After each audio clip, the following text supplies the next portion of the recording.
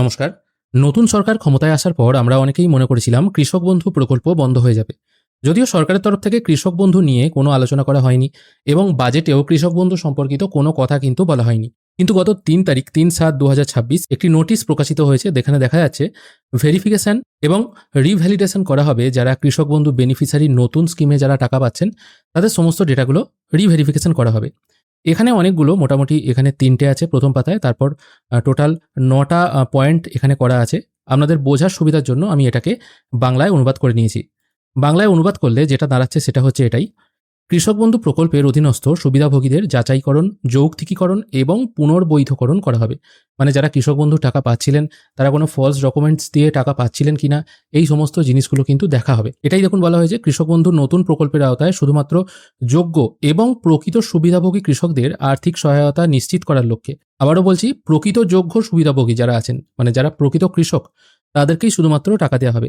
সেই জন্য পশ্চিমবঙ্গ সরকার এই প্রকল্পের বিদ্যমান সকল সুবিধাভোগীদের একটি ব্যাপক যাচাইকরণ এবং যৌক্তিকীকরণের পদ্ধতি শুরু করছে।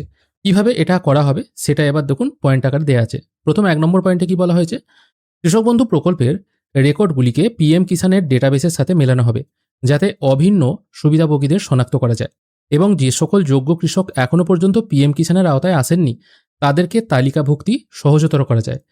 এই পিএম কিষান ডাটাবেসটি কেবি পোর্টালে ফ্ল্যাগ করা হবে। অর্থাৎ যারা এখনো পর্যন্ত পিএম কিষান পাচ্ছিলেন না, মানে পিএম কিষানের শর্ত এখনো যেমন বলা হয়েছে 2019 সালের ফেব্রুয়ারির আয়কার পর্চা হতে হবে, তবেই কিন্তু আপনি সুবিধা পাবেন। এবার যারা উত্তরাধিকার সূত্রে পাচ্ছেন তাদের তো আলাদা ব্যাপার, কিন্তু যারা নতুন কৃষক আছেন এবং যাদের 2019 সালের ফেব্রুয়ারির আয়কার রেকর্ড আছে, ঠিক আছে, তাদেরকে কিন্তু সহজেই শনাক্ত করা যাবে। দ্বিতীয় পয়েন্টে বলা হচ্ছে, কৃষক বন্ধু ডেটাবেসের ক্ষেত্র সমীক্ষা মানে ফিল্ড ভেরিফিকেশনের সময় নির্ধারিত ফর্মে বিস্তারিত তথ্য সংগ্রহ করতে হবে। কোন ফর্মের কথা বলা হচ্ছে? এই যে নোটিশটা বেরিয়েছিল, এর সঙ্গেই কিন্তু একটা অ্যানাক্সিয়ার 1 বলে একটা ফর্ম বেরিয়েছে। এই ফর্মটাও কিন্তু আমি নেক্সট ভিডিওতে আলোচনা করে দেবো কিভাবে আপনারা এই ফর্মটা ফিল আপ করবেন। এটাও হচ্ছে ২ পাতার একটা ফর্ম।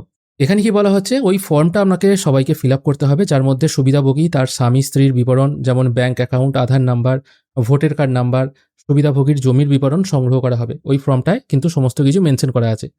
সুবিধাভোগী কেন্দ্রীয় সরকার, রাজ্য সরকার বা পৌর সংস্থার কোনো স্থায়ী কর্মী হিসাবে চিহ্নিত হলে, বা তার যদি বেতন থাকে, মানে তিনি যদি স্থায়ীভাবে বেতন পাচ্ছেন অথবা যদি পেনশন পান, তাহলে সেটাও যাচাই করা হবে।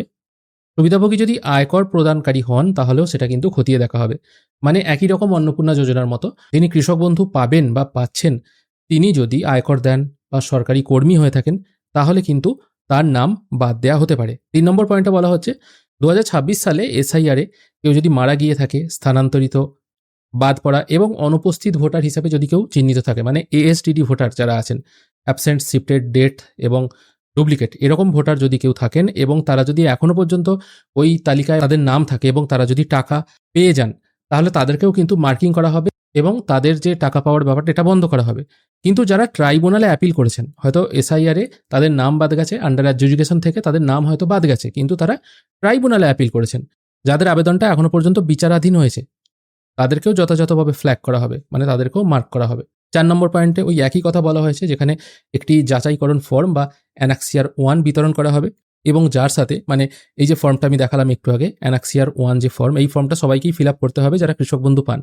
তার সাথে স্বামী স্ত্রীর আধার কার্ডের ফটোকপি, ভোটার কার্ডের ফটোকপি, মানে জেরক্স কপি আর কি, খতিয়ানের ফটোকপি, এই সমস্তগুলো জমা দিতে হবে এবং প্রাথমিক যাচাইয়ের পর একটি অনন্য ক্রমিক নাম্বার বা ইউনিক সিরিয়াল নাম্বার দিয়ে সংগ্রহ ও প্রাপ্তি স্বীকার করা হবে। মানে আপনি এই ফর্মটা যখন জমা দিয়ে দেবেন, একদম পেছনের দিকে মনে হয় দেখুন একটি এখানে দেখুন অঙ্গীকারপত্র আছে, এখানে আপনার সই হবে, তারপর অফিস ইউজের জন্য একটা অংশ আছে, এখানে এই যে প্রাপ্তি স্বীকার অংশটা আছে, এটা আপনাকে কেটে ফেরত দেওয়া হবে। এখানে দেখুন একটা সিরিয়াল নাম্বার আর একটা কেবি আইডি, এই দুটো কিন্তু আপনাকে মেনশন করতে হবে, এটা আপনাকে কেটে ফেরত দেওয়া হবে ভেরিফিকেশনের জন্য। এটাই কিন্তু এখানে বলা হয়েছে, আপনাকে একটা সিরিয়াল নাম্বার দেওয়া হবে বা এটা একটা রিসিট দেওয়া হলো আপনি যখন এই ফর্মটি জমা দিয়ে দিলেন। পরবর্তীকালে আপনি যদি কৃষক বন্ধু টাকা না পান, সেক্ষেত্রে এই প্রাপ্তি স্বীকার অংশটি নিয়েই আপনাকে অফিসে যেতে হবে এবং ওখানে গিয়ে আপনাকে জানতে হবে যে আপনি কেন টাকা পাচ্ছেন না। ৫ নম্বর পয়েন্টে বলা হচ্ছে, সকল দিক থেকে সম্পূর্ণ আবেদনগুলি অনুমোদিত কর্মীদের দ্বারা যাচাই করা হবে। এখানে দেখুন অনুমোদিত কর্মী মানে সরকারি কর্মী বোঝাচ্ছে, যাকে তাকে দিয়ে কিন্তু ভেরিফিকেশন করা হবে না। সরকারি কর্মীদের দ্বারা এই যে ফর্মগুলো জমা দেবে যারা, তাদের সব ডিটেলগুলো যাচাই করা হবে এবং পোর্টালে আপলোড করা হবে। যাচাইকারী আধিকারিক তার সুপারিশ রেকর্ড করবেন এবং ভেরিফাইড হিসেবে চিহ্নিত করে চূড়ান্ত অনুমোদন বা বাতিলের জন্য পরবর্তী উপযুক্ত কর্তৃপক্ষের কাছে আবেদনটি পাঠাবেন। যিনি ভেরিফাই করবেন তার মতে যদি মনে হয় এই ব্যক্তি ঠিক আছে, তিনি কৃষক বন্ধু পাবেন, এবং তার মতে যদি মনে হয় এই ব্যক্তি ঠিকঠাক নেই, তাহলে তাকে বাতিল করা হবে এবং উপযুক্ত কর্তৃপক্ষের কাছে আবেদনটি পাঠাবে যেন কি কারণে এটা বাতিল করা হলো এগুলো দেখার জন্য। এগুলো কিন্তু ব্লক লেভেলে ভেরিফিকেশন হবে। তারপর 6 নম্বর পয়েন্টে বলা হচ্ছে জেলা শাসক এবং ব্লক উন্নয়ন আধিকারিক বিডিও যাচাইকরণ প্রক্রিয়াটি সময় মতো সম্পূর্ণ করার জন্য প্রয়োজনীয় জনবল এবং লজিস্টিক সহায়তা প্রদান করবেন। প্রশাসনিক স্তর থেকে সমস্ত জনবলের ব্যবস্থা করা হলে এই প্রক্রিয়াটি শুরু হওয়া থেকে 4 সপ্তাহের মধ্যে সম্পন্ন করতে হবে, মানে 1 মাসের মধ্যে কিন্তু প্রক্রিয়াটি শুরু হবে। ফর্ম যেহেতু রিলিজ হয়ে গেছে, তাই মোটামুটি যদি এই মাসটা বাদ দেওয়া হয় জুলাই মাসটা, তাহলে মোটামুটি আগস্ট মাসের মধ্যে কিন্তু টোটাল প্রসেসটা কমপ্লিট করতে হবে। আর এখানে একটি ফর্ম আছে, ফর্মটা এখানে বাংলাতেও আছে, তাও আমি আপনাদের বোঝার সুবিধার জন্য বাংলা এবং ইংরেজি দুটো ফর্মই আমি আমার ওয়েবসাইটে আপলোড করে দেবো। আপনারা কিন্তু ওখান থেকে ফর্মটা ডাউনলোড করতে পারবেন। ডেসক্রিপশনে ওয়েবসাইটের লিঙ্ক দেওয়া থাকবে, সেখান থেকে পেয়ে যাবেন এই সমস্ত তথ্য। অবশ্যই এখানে বলে রাখি এই ফর্ম কী করে ফিল আপ করতে হয় এটা আমি নেক্সট ভিডিওতে আলোচনা করে দেবো। আজকের ভিডিও এখানেই শেষ করছি। ভিডিও যদি ভালো লেগে থাকে অবশ্যই একটি লাইক করবেন। ভিডিও দেখার জন্য অসংখ্য ধন্যবাদ। ভালো থাকবেন।